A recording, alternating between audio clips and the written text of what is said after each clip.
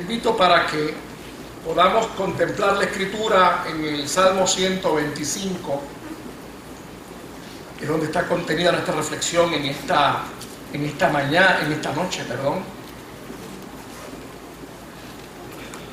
Salmo 125. Y quiero utilizar dos versos, el verso 1 y el verso 2. Esta mañana estaban también Giselle y José conmigo más a ti en la adoración, gloria a Dios. Vamos a hablar más o menos del mismo tema.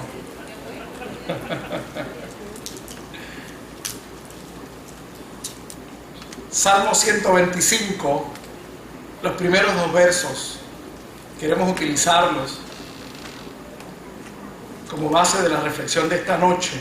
La Escritura dice: a la gloria del Dios Padre, Dios Hijo y del Espíritu Santo, los que confían en Jehová son como el monte de Sión, que no se mueve sino que permanece para siempre. Como Jerusalén tiene montes alrededor de ella, así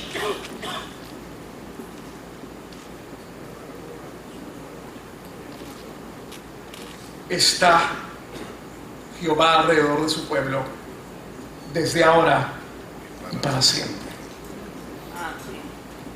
Este salmo, yo sé que muchos de nosotros lo hemos escuchado en otras ocasiones. Es un cántico gradual. ¿Qué significa eso?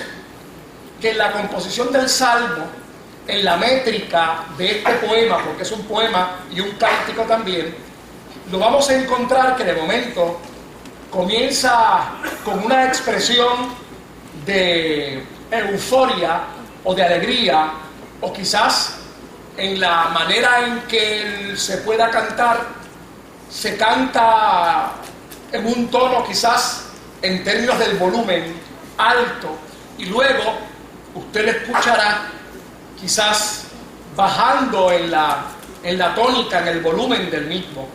¿Por qué? Porque era un cántico que se utilizaba en los peregrinos cuando caminaban hacia Jerusalén. Algunos dicen que estos cánticos se originan mientras algunos peregrinos o algunos que habían salido del exilio babilónico regresan a Jerusalén para adorar al Señor. Por lo tanto, el camino hacia Jerusalén no es como el que cantaban por ahí hace semanas atrás: voy bajando y voy subiendo.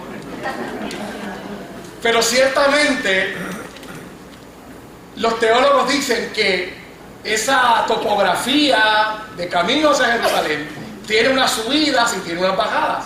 Por lo tanto, el pueblo, mientras iba adorando al Señor, en los momentos donde iban subiendo, subían el volumen y adoraban en esa expresión de cántico y de adoración, y cuando iban ya bajando quizás alguna cuestita, como decimos en buen puertorriqueño, pues bajaban el volumen.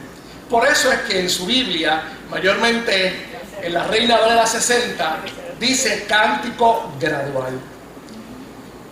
Y no es otra cosa que un cántico que denota la afirmación y la fe en un Dios maravilloso y fiel. Obviamente, teniendo presente dos cosas. En primer lugar, la confianza en un Dios que produce estabilidad. Y en segundo lugar, la confianza en un Dios que nos permite asegurar que ese Dios omnipotente siempre está con nosotros todos los días. Por eso es que el salmista comienza describiendo: son como el monte de Sión. Es una figura de estabilidad. Jerusalén, aquellos que han tenido la gran oportunidad de estar allí, pueden contemplar que está rodeada de montes. Y por esa razón el salmista exclama: son como el monte de Sión, que no se mueven sino que permanece para siempre. Entendiendo que en uno de los lugares, algunos dicen que es en el sureste, otros que es en el suroeste, que donde está ubicado Sión como tal, que era una ciudad que conquistó David, allá en la conquista y en el establecimiento del pueblo de Israel. Y ese nombre de Sión ha sido muy particular para denominar a Jerusalén. Así que él dice como ese monte, ese lugar en particular donde fue en primer lugar establecido Israel, como ese monte que está ahí, que no se va a mover. Y yo comentaba en la mañana de hoy con mis hermanos en Manatí, que hoy para nosotros es una realidad ver un monte desaparecer. Inclusive los que estamos en el área norte, luchamos para que no nos embaraten los mogotes, que son los filtros de agua natural que tenemos en la costa norte. Pero ciertamente el monte constituía una visión de estabilidad para todos aquellos y aquellas que podían contemplar. Nosotros tenemos unos montes que algunas veces nos parecen grandes, pero cuando uno va a Sudamérica, que uno contempla montes de verdad y contempla cadenas de montaña extraordinarias, o en Centroamérica e inclusive en Norteamérica, uno puede decir, wow. Por eso es que el salmista dice que son como el monte de Sión, que no se mueve, sino que permanece para siempre. Y por otro lado, como les decía ahorita, Jerusalén está rodeada de montañas. Y el salmista decía de forma poética, y los hermanos cantaban y decían, Dios está con nosotros de la misma manera en que estamos nosotros rodeados de montañas. Por lo tanto, podemos confiar en Dios. Y esto nos lleva a nosotros a entender que lo que produce esta estabilidad y lo que produce el nosotros estar seguros y seguras de que Dios está con nosotros es un concepto muy particular, y es el concepto de la confianza. Y obviamente la confianza es una actitud, es una manera de ver y entender, y como diría unas definiciones que voy a leer ya mismo, es una hipótesis en la cual los seres humanos pueden entender para relacionarse. Es fundamental que nosotros la comprendamos, y sobre todas las cosas, esta mañana partíamos de la premisa de que es necesario que la palabra de Dios more en nuestros corazones para que todos los días, cada segundo, su corazón y mi corazón puedan estar seguros y seguras de que nosotros confiamos en el Dios Todopoderoso. Me llama la atención diferentes definiciones de lo que es confianza. En primer lugar, ellos pueden afirmar que la confianza es como una teoría sobre la conducta futura de la otra persona. Es una actitud que concierne al futuro en la medida en que este futuro depende de la acción de otro. Es decir, nosotros no podemos hablar de confianza, sí lo podemos expresar en el presente, pero es un presente siempre como que tiende más al futuro que al momento en el cual estamos. Es lo que significa esa definición. Por otro lado, se nos presenta como que confianza es la seguridad, es la esperanza firme que alguien tiene de otro individuo o de algo. En tercer lugar, confianza se nos define como una presunción de uno mismo y del ánimo o vigor para obrar. En la lengua bámbara, ¿qué es eso? Esa lengua la hablan 10 millones de personas en la actualidad. Es una lengua africana. En Mali, cerca de los países de Burkina Faso. Y en la lengua bámbara, confianza se denota como la naya, que significa fiarme de otra persona. En árabe, tiga, significa estar bien atado. Si nosotros entonces leyéramos esos dos primeros versos del Salmo que acabamos de utilizar y pudiéramos decir de la siguiente manera: Y empiezo por el final.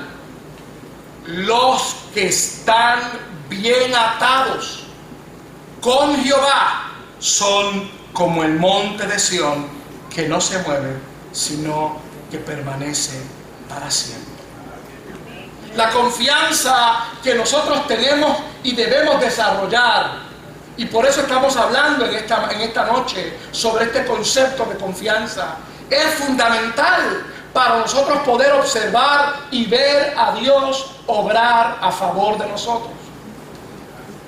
En esta mañana nosotros trabajamos con este concepto en la iglesia de Manatí, porque nosotros hemos escogido durante estos domingos pasados el concepto de la conquista a la tierra prometida. Y un elemento fundamental dentro del pueblo israelita para poder conquistar la tierra que Dios les había dado era el concepto de confianza en Dios. Había unas características muy particulares del pueblo de Israel que necesitaban afianzar esa confianza en el Dios Todopoderoso. Necesitaban ellos trabajar consigo mismo para poder afirmar no solamente en el verbo, no solamente en algunas acciones cúlticas la confianza en Dios, sino en las acciones cotidianas. Debía manifestar eso que se llama confianza para lograr alcanzar el objetivo, que no era otra cosa que disfrutar de la tierra que fluía leche y miel.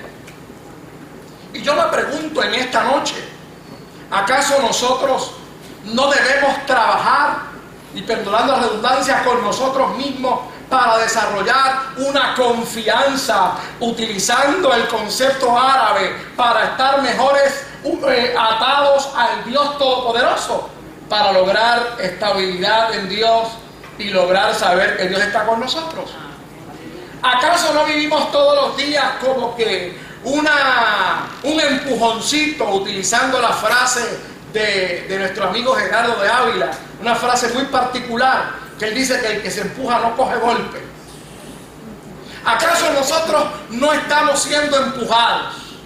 No que empujamos nosotros, sino que nos empujan los embates cotidianos de las malas noticias, de las circunstancias que vivimos, de los fracasos que se nos hablan. Yo les decía a los hermanos, vi el periódico así, de portadita en la mañana del día de ayer, y lo primero que nos decían era una mala noticia.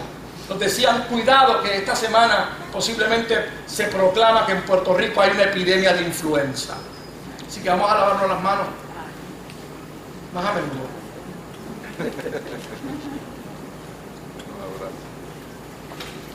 Y me asomé esta mañana por casualidad bien temprano. Vamos a comprar leche para el café. Y el periódico tenía otra noticia negativa. Posiblemente no nos queda energía eléctrica para el verano. Decía una de las primeras planas de uno de los periódicos de mayor circulación del país. Decía, wow, malas noticias por donde quiera. Aunque usted no lo crea, en la forma de nuestro ánimo y de nuestra psiquis, eso mina nuestra confianza en Dios. Por lo tanto, nosotros tenemos que trabajar para que la palabra de Dios ate nuestro corazón, nuestra mente y nuestro espíritu al Dios de la vida, y nosotros podamos decir, estamos confiados en el Dios Todopoderoso, estamos atados al Dios Todopoderoso, por lo tanto no nos moveremos, sino que lograremos el objetivo para la gloria y la honra del Señor. Si utilizamos lo que le decía ahorita, algunas veces uno piensa que en Puerto Rico solamente somos los únicos en el mundo. No, 10 millones de gente hablan esa lengua que se llama bámbara. 10 millones de personas, es decir, como 2 Puerto Rico. En Mali, en el mundo hay mucha gente, hermano. Si nosotros podemos decir que yo me fío de Jehová, los que se fían de Jehová son como el monte de Sión. Hay algunas cosas que yo les decía a los hermanos, que nosotros tenemos que permitir que la palabra, como dice Pablo a Timoteo, sea la que limpie el corazón, sea la que limpie la manera donde se producen los pensamientos. Usted sabe lo que es que nosotros estamos repitiendo consistentemente por las situaciones sociales que vivimos, muchachos. Uno no puede confiar en nadie. ¿Cuántas veces a la semana usted y yo decimos esa expresión? No podemos confiar en nadie. Hoy en día no se puede confiar en nadie.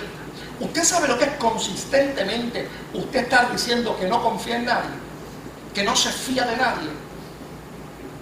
Tenemos que permitir que la palabra trabaje en nuestra mente para nosotros poder decir lo que dice la Escritura: fíate de Jehová de todo tu corazón y no te apoyes en tu propia prudencia. Fíate, eso es confiar. La presunción de nosotros mismos de que confiamos es fundamental. Es que tenemos que nosotros decir que nosotros confiamos en el Dios de la vida. Es que nuestro vocabulario, nuestra expresión tiene que ser consona con lo que la Escritura ha depositado y ha sido depositado en nuestro corazón. Tenemos que vivir como que confiamos en el Dios Todopoderoso. Tenemos que asegurar que nuestras conductas cotidianas reflejen esa confianza en el Dios. Me llamaba la atención, y recuerden que lo que les decía ahorita, que estamos trabajando con la conquista del pueblo de Israel sobre la tierra prometida, y es interesantísimo los detalles que se dan.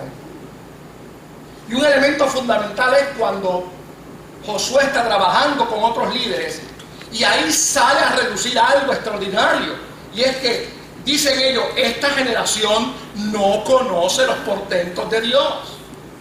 La generación que va conquistando la tierra prometida carece de una experiencia de confianza en el Dios Todopoderoso.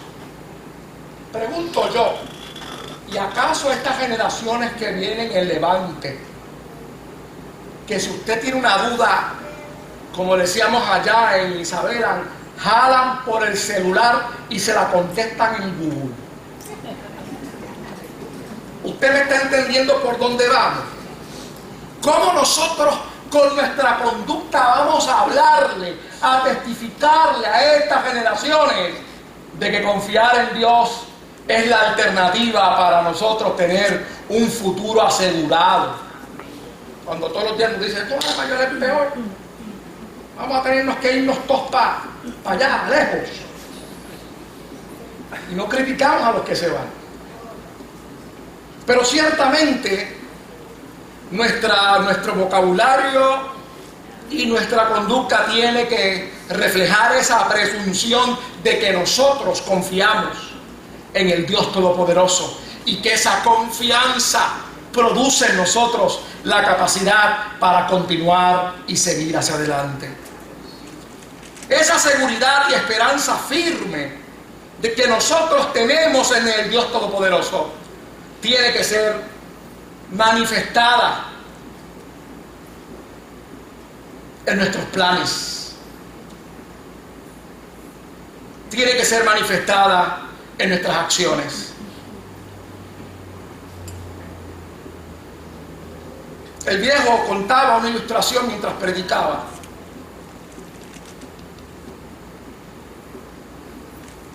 De este incendio voraz que estaba arropando una residencia.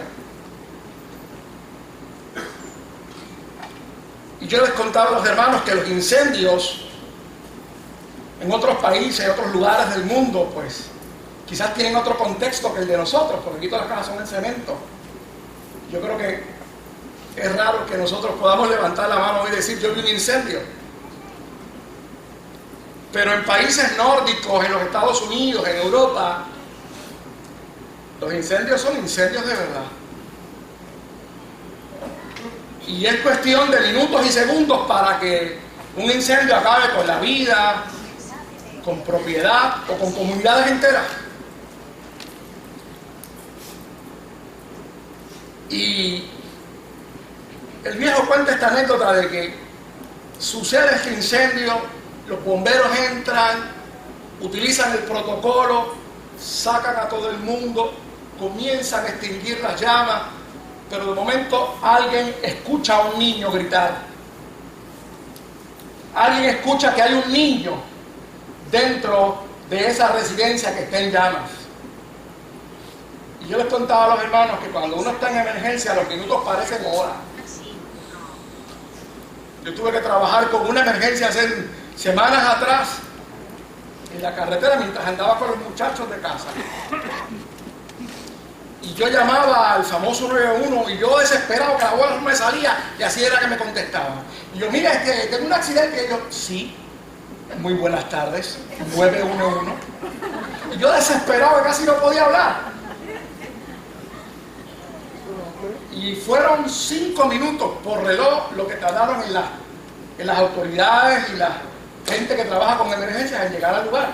Pero para mí, yo le decía a mi esposa y al pastor Moisés, para mí fueron horas, porque la persona estaba tirada en el piso. Y entonces yo estaba haciendo allí de policía, de vela que no tocaran a la persona, porque la persona no se puede mover, hay que dejarla tranquilita donde está. Así que parecían horas. Así que imagínese usted un niño en una casa encendida en llamas. Pueden parecer horas los momentos en que eso está sucediendo. Así que todo el mundo comienza a intentar buscar alternativas. Los bomberos entran a buscar al niño. Los bomberos, cuando llegan al lugar, no ven otra salida. La habitación donde está el niño es un segundo piso. La única alternativa es lanzar al niño y el bombero también lanzarse para poder salir con vida los dos. Todo el mundo, las personas que están abajo, comienzan a gritarle al niño, lanza, vente papá que te vamos a agarrar. Nosotros tenemos experiencia. Pero el nene estaba agarrado fuertemente de los cornes de la ventana. No se quería lanzar hasta que llegó el papá. Y el papá le decía, papito, tírate. Aquí está papi que te va a agarrar. No pasaron 2 segundos cuando el niño se lanzó y pudieron salvar la vida del niño. Eso es mostrar confianza. Eso es lo que nosotros y nosotras necesitamos desarrollar para poder alcanzar la tierra prometida. Hay un texto que me ha estado taladrando durante los últimos días, y es que si en estos momentos de dificultad Dios nos ha puesto para que nosotros podamos seguir siendo pueblo de Dios, me llama la atención lo que Pablo tiene que escribirle a los Efesios cuando dice que Él ha preparado toda buena obra, nos ha creado en Dios, mas nos ha hecho creación en Cristo Jesús para que andemos toda buena obra que Él había preparado de antemano para nosotros. Y yo digo, Señor, yo tengo que confiar en Ti en este momento. La iglesia tiene que confiar. Nosotros tenemos que enviar un mensaje. La propagación y la proclamación del Evangelio tiene que estar amparada en la esperanza y en la confianza en un Dios todopoderoso que cumplirá su propósito con nosotros como iglesia y como pueblo de Dios y como pueblo también.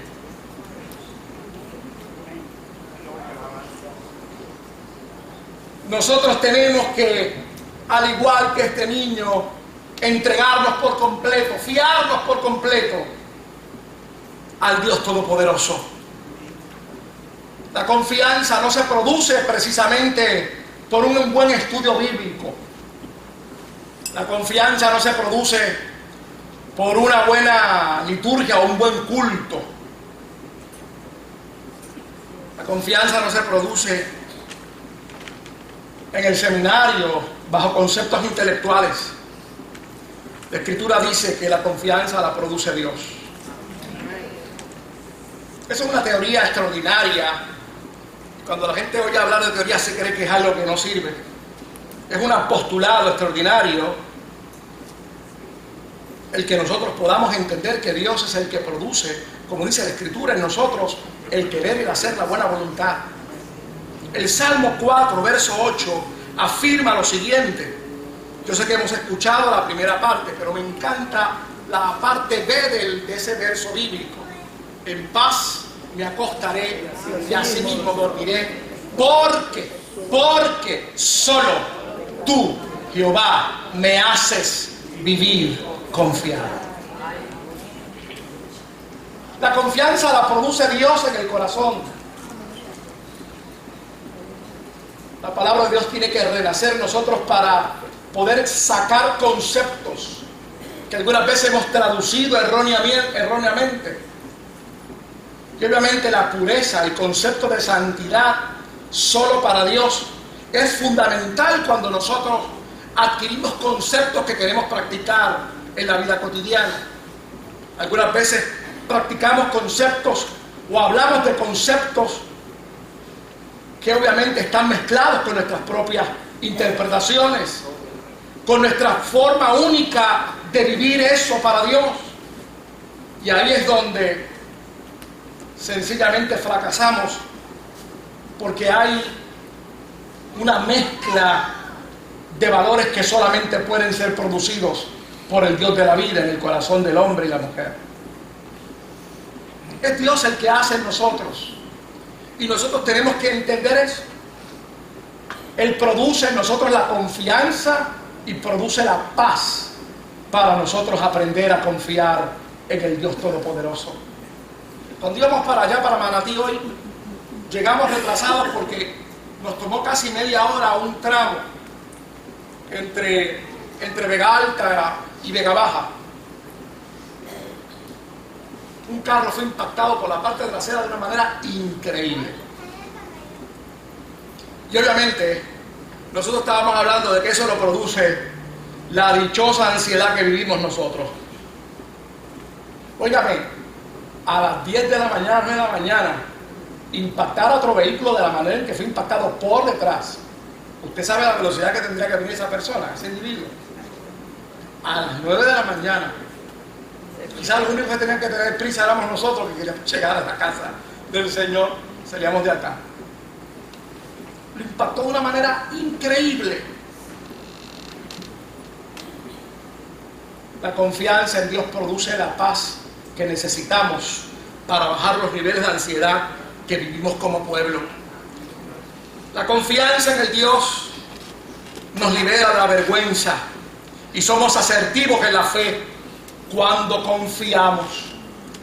El Salmo 22 y verso 5 afirma lo siguiente: clamaron a ti y fueron librados, confiaron en ti y no fueron avergonzados. Y la vergüenza no es otra cosa que el no tener, el no saber, el no poder comprendernos a nosotros mismos, cuáles han sido en algunas ocasiones nuestros fracasos. Y obviamente aquí el salmista habla de aquellos que confían en Dios no son avergonzados. ¿Cuántas veces nosotros queremos intentar lograr hacer algo en el nombre del Dios Todopoderoso?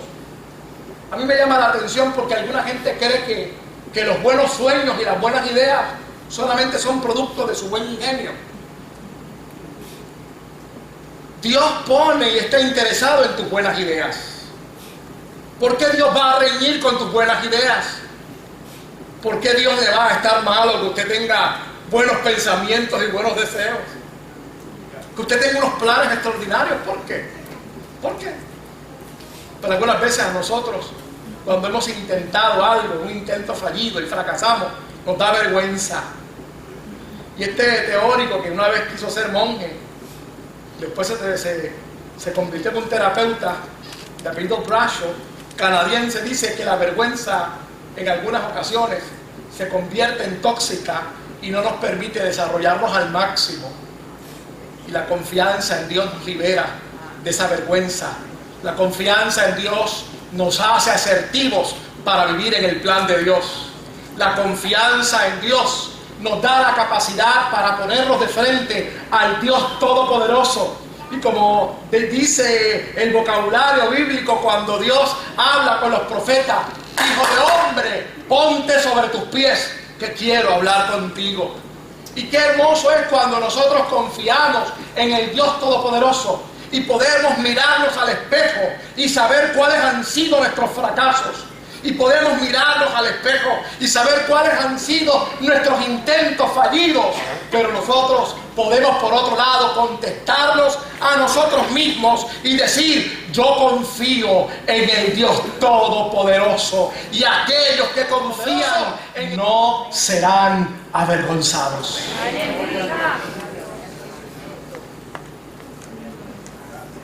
Una de las cosas extraordinarias, producto de ese momento único de la crucifixión, es que el velo se rasga. Ya no hay que ir con intermediarios ante el Dios de la vida. Por lo tanto, los sentimientos más profundos del hombre, las ideas que han sido sembradas por producto de nuestra vida, producto de nuestros fracasos, de nuestros intentos, ahora, cuando venimos ante la gracia y ante el trono del Dios Todopoderoso, son disipados. Porque ante Dios, cuando nos paramos ante Él, no hay que tener vergüenza. Fue la primera reacción del ser humano ante Dios al saber y entender su naturaleza caída. Fue la primera característica.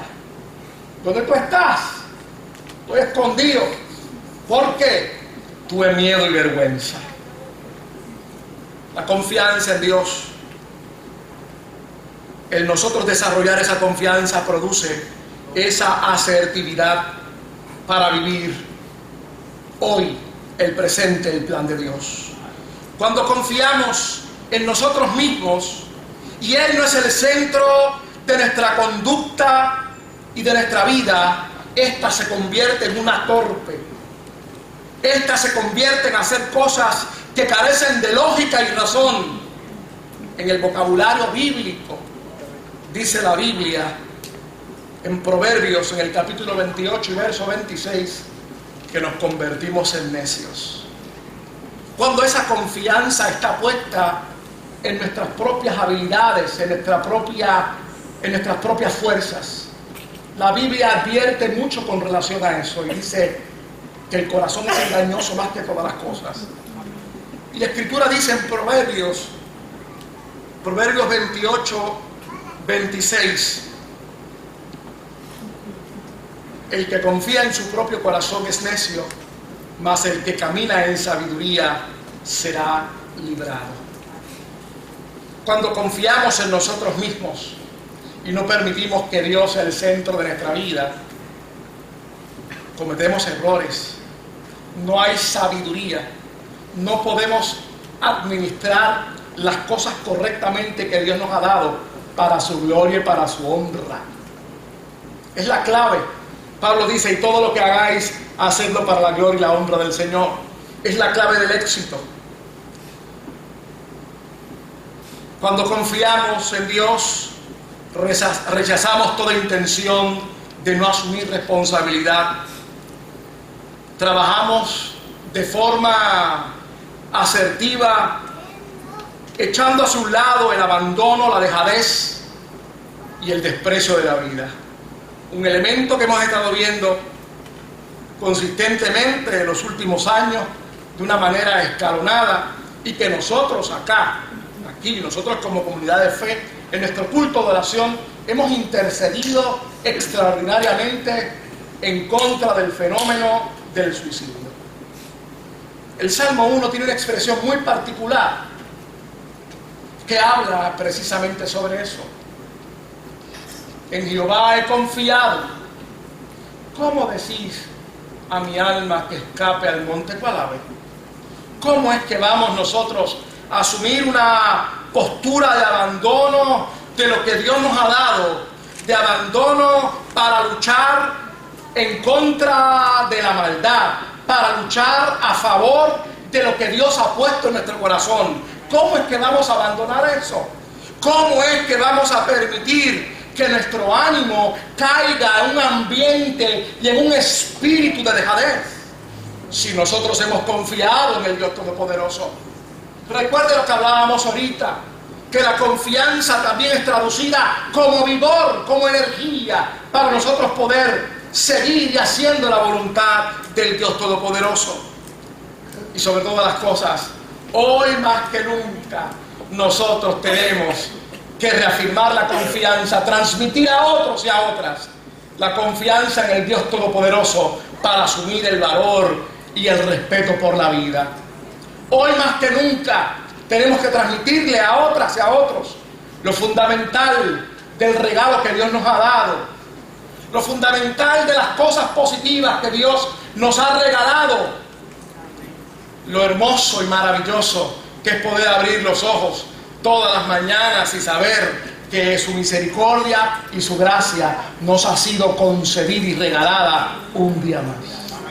Tenemos que recalcar en eso, independientemente de las cosas que consistentemente opacan nuestras fuerzas, minan nuestras fuerzas. La confianza en Dios rechaza toda esa intención de no asumir esa responsabilidad. Confiamos en el Dios Todopoderoso, como habíamos dicho, porque Él es el que produce en nosotros esto y porque Él es el que nos entiende. Y mira esta porción de la Escritura en Hebreos capítulo 2, del verso 9 al verso 18. Varios versos que quiero leer, que leamos, ya mismo terminamos. Dice la Escritura: pero vemos a aquel que fue hecho un poco menor que los ángeles, a Jesús, coronado de gloria y de honra a causa del padecimiento de la muerte, para que por la gracia de Dios gustase la muerte por todos. Porque convenía aquel por cuya causa son todas las cosas, y por quien todas las cosas subsisten, que habiendo de llevar muchos hijos a la gloria, perfeccionase por aflicciones al autor de la salvación de ellos. Porque el que santifica y los que son santificados de uno son todos, por lo cual no se avergüenza de llamarlos hermanos, diciendo: anunciaré a mis hermanos tu nombre en medio de la congregación, te alabaré. Y otra vez yo confiaré en él. Así que por cuanto los hijos participaron de carne y sangre, él también participó de lo mismo, para destruir por medio de la muerte al que tenía el imperio de la muerte, esto es, al diablo, y librar a todos los que por el temor de la muerte estaban durante toda la vida sujetos a servidumbre. Porque ciertamente no socorrió a los ángeles. Su sacrificio no fue para los ángeles, fue para usted y para mí, sino que socorrió a la descendencia de Abraham, por lo cual debía ser en todo semejante a sus hermanos, para venir a ser misericordioso y fiel sumo sacerdote en lo que a Dios se refiere, para expiar los pecados del pueblo. Pues en cuanto él mismo padeció siendo tentado, es poderoso para socorrer a los que son tentados. Él es el Dios que nos entiende, y en nosotros confiar en Él nos da la capacidad para entender nosotros, perdonando la redundancia, que esa confianza lo que nos hará, como decíamos al principio, al ligarnos al Dios de la vida, al Él obrar vigor y fuerzas en nosotros, no es otra cosa que confiar, al nosotros fiarnos de Él, nosotros poder estar seguros y seguras que Él nos entiende, que el poderoso Dios que se hizo hombre en la figura de Jesús está para poder socorrer nuestras tentaciones y debilidades y poder ser para nosotros fiel guía, y sobre todas las cosas darnos la estabilidad que necesitamos para conquistar aquello que Él ya nos dio. Es fundamental entender eso. Sin eso no podemos ser como el monte de Sión. Sin eso no podemos entender que Él está con nosotros. Porque si Él nos entiende, entonces en los momentos más difíciles, en los momentos donde nosotros en nuestra humanidad no afirmamos nuestra confianza en Él, sino que con la torpeza muy característica de los humanos actuamos, Él el Dios que nos comprende estará dispuesto para que nosotros podamos confiar en Él y darnos las fuerzas que necesitamos. Proverbios 28, 25 termina diciendo que aquellos que confían en Él son prosperados. El altivo de ánimo suscita contiendas, mas el que confía en Jehová prosperará. La prosperidad que está hablando aquí no es la prosperidad de tener muchos chavos en el banco, ni un buen carro. La prosperidad es la que está describiendo el salmista en los primeros versos del Salmo 1. Bienaventurado el varón que no anduvo en consejos de varones, ni estuvo en caminos de pecadores, ni en silla de escarnecedores asentado, sino que la ley de Jehová está su delicia. En su ley medita de día y noche, y será como árbol plantado junto a corrientes de agua, que da su fruto a su tiempo. 1, su hoja no cae. 2, y todo lo que hace, resume, prosperará. La prosperidad de Dios está en la estabilidad en que el hombre y la mujer pueden asegurar en todas sus acciones de Dios. Ahí está la prosperidad. La prosperidad que describe la Escritura está relacionada a esa confianza en el Dios Todopoderoso, a ese entender la soberanía del Dios Todopoderoso y saber que Él tiene a su tiempo para tu vida y para mi vida todo aquello que ya Él ha tenido planificado desde antes de la fundación del mundo. Esa es la prosperidad. Los que confían en Dios serán prosperados. Si mañana el periódico sacara ese titular, ¿qué usted cree que sucedería? Ponte en pie, por favor. Votan al título.